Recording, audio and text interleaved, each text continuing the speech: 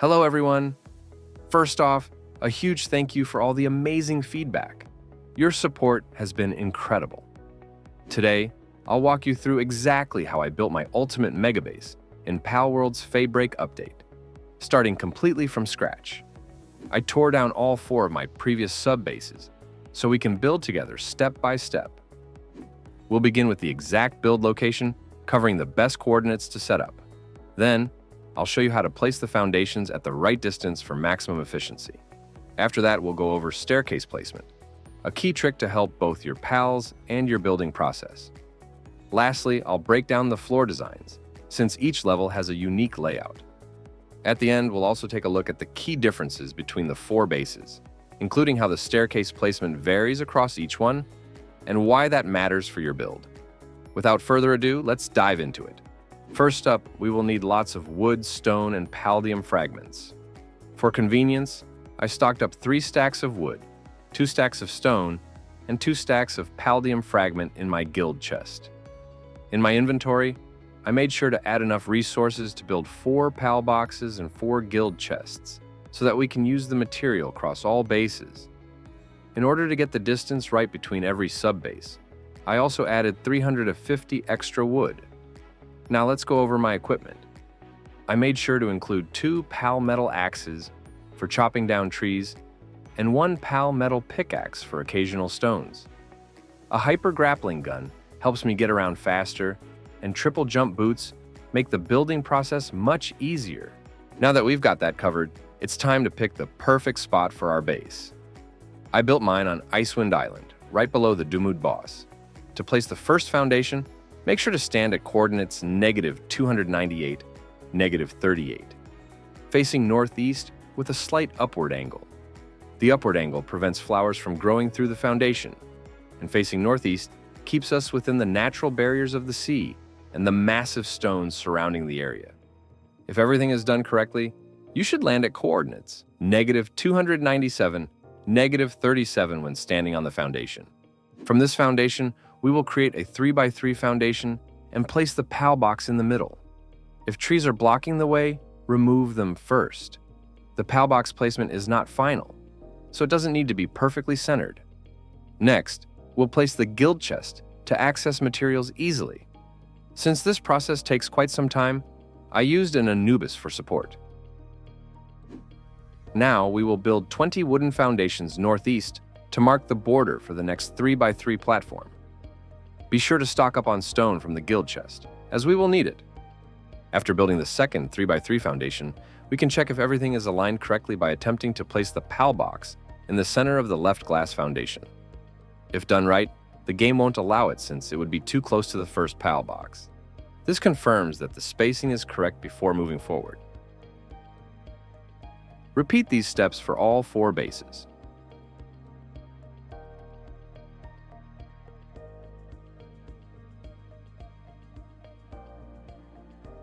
Technically, we could skip this step, but to ensure the correct distance, I connected the 4th sub-base with the first one.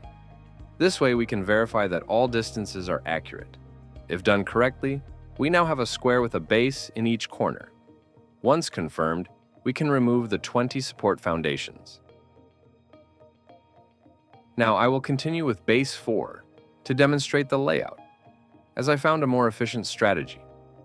First, extend the 3x3 square by adding 3 more foundations on each end.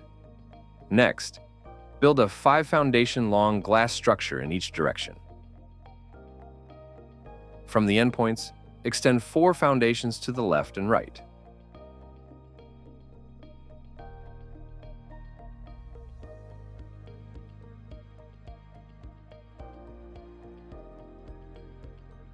Now, connect these extensions diagonally and fill in the empty spaces.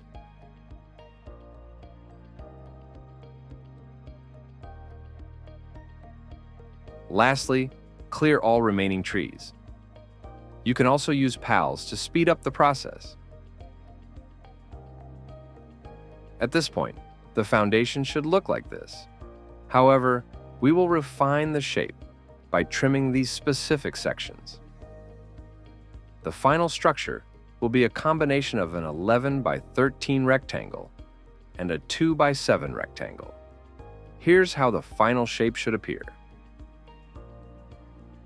Before moving forward, repeat this process for each sub-base, ensuring that the smaller 2x7 section faces away from the central area. Returning to base 1, we will walk from the PAL box in a straight line toward each base and remove 2 foundations to create an entrance. The stairs will allow PALs to enter and exit during raids. Now, we can start placing the main walls to align with the staircases. At this stage, the base should look like this. The first step for the staircases takes the most time, but it's worth it, so bear with me. To start, we will build a 4x24 wall here. That's because we have 5 floors, each 4 structures high, and 4 extra connections between the floors. Once that's done, we'll repeat the same process for the other side. Next, we need to raise the glass wall to match the same level. Make sure to place only the 5 glass walls between the 2 walls we just built. The outer glass walls are not part of the staircases and should be left out. Closing off the side walls is optional, but I'll do it as it helps with orientation. Before placing the staircases, we first need to build the elevator, as stairs can block the placement of walls. Therefore, we'll place a 2x1 structure right here. Since we need to build the elevator up to 24 walls high as well, we'll begin by constructing the first 4 layers. The staircase structure follows a specific pattern. First, we place 2 stairs up, then add 2 roof pieces. After that, we place another set of stairs in the middle, followed by more roof pieces, and finally, 2 more stairs up. At this point, I decided to finish constructing the elevator structure first before continuing with the staircases. For these, we'll jump down and start by placing the Japanese floors for the second floor. Then, we want to replicate the building process from the first floor. Once everything is in place, it should look like this. If it does, we can now go into detail about the elevator. We start by placing roof A first because roof B blocks walls. Next, we place a window, a wall, another window, and then finish with another roof A. Once that's done, we can remove the side walls and add pillars. The last pillar will be blocked by the stairs, so make sure to remove them first. Now that this is done, we can finally place roof B. These steps need to be repeated for the other floors. Keep in mind that the upper roof A should always be placed first, so we can safely remove the sidewalls. After completing the design for every floor, the only thing left is closing off the wall on the first floor. And with that, this part of the build is complete. As we continue working on the roof of the first floor, you'll notice how useful the sidewalls are.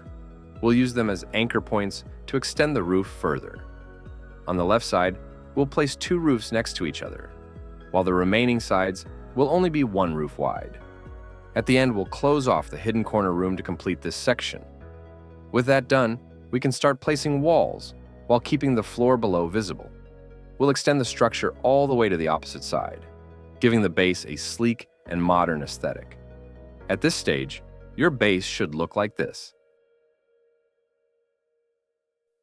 Next, we'll close off the roof with another layer to achieve that skyscraper look.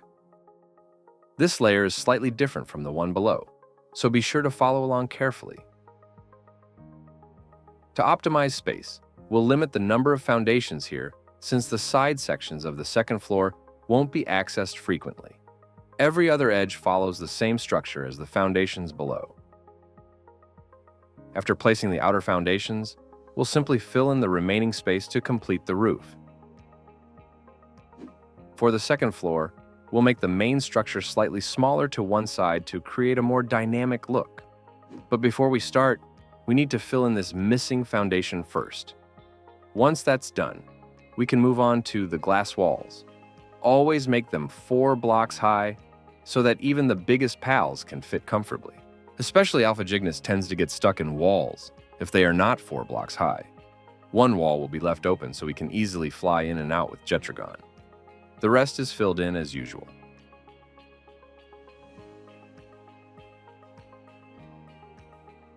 For the first layer of the roof, we'll create a one structure-wide outline around the glass walls, forming a clear frame for the next step.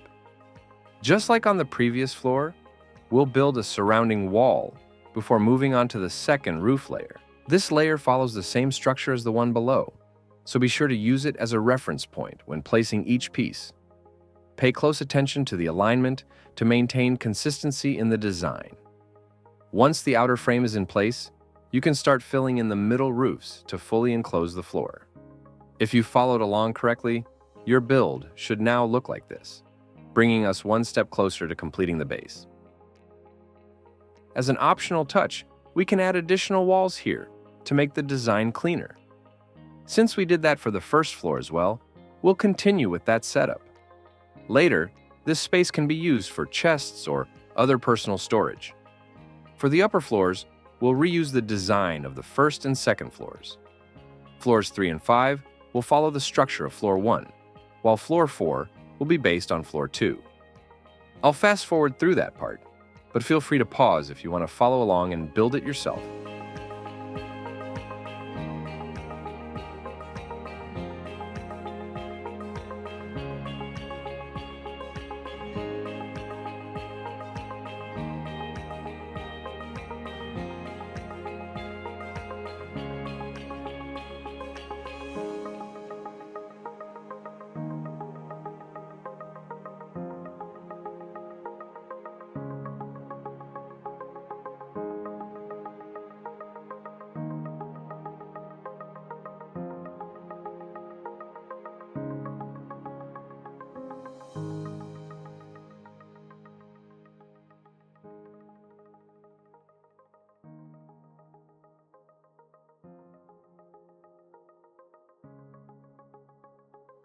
After finishing the floor of the third level, we'll take the elevator down because it's time to bring our base up to the third floor.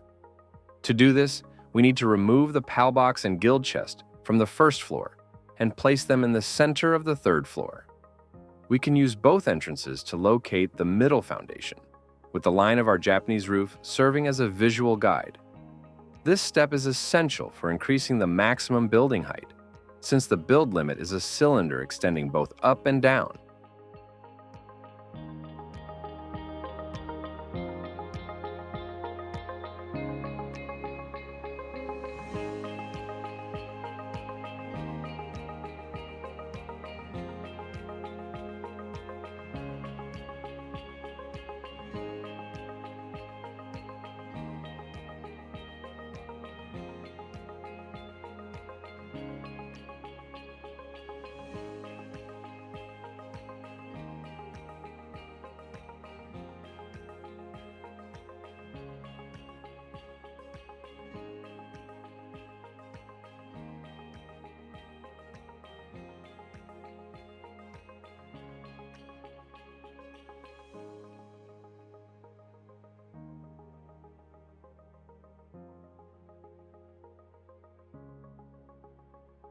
As a final touch, I wanted to compare two different topping styles, a glass finish versus a Japanese-style roof. While the glass foundation keeps the interior looking clean and modern, I personally preferred the Japanese-style roof for the exterior, as it complements the overall design much better. Now, the key difference between the subbases is the placement of the staircases. Like I mentioned at the beginning, we want them facing away from the middle. For subbases 1 and 3, the staircases go from left to right, while for 2 and 4, they go from right to left. This serves two main purposes. First, it ensures we have enough space to place 4 breeding spots and access the cake chest. Second, it maintains symmetry across the entire build. If you're wondering how to design the interior, you can check out my in-depth layout from my previous video, where I go over all the details. I'll leave the link in the description. And that's it. We've built the entire megabase from the ground up, step by step. I hope this guide helped you understand the process and gave you some inspiration for your own build. Once again, thank you all for the incredible support. Let me know in the comments if you have any questions or ideas for the next build. Until next time, bye.